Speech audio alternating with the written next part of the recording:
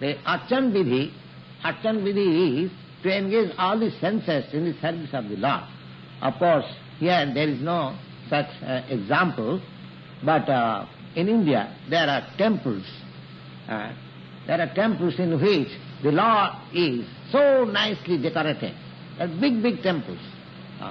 Especially in Vrindavan, there are, where I have my headquarters, there are 5,000 temples. Out of that, about 7 or 8 temples are very prominent and they're very old. And one of the temples is my residence, Radha Damodar temple.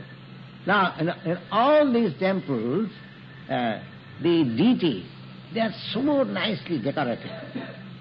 24 hours engagement is there.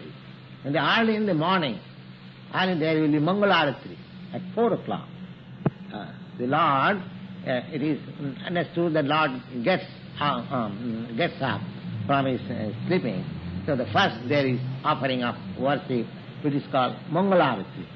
Now, then there is Bhogaratri. Then there is dressing of the Lord, decorating the Lord, then offering food stuff, then and so on. There are so many programs that all the devotees, they are engaged fully. They see nicely decorated.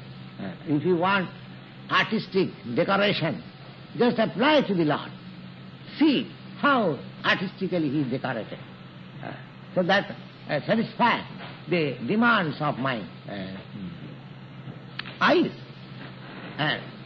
In every temple, nice musical sound is going on. If you go there, you sit down for a time and you hear and you become satisfied.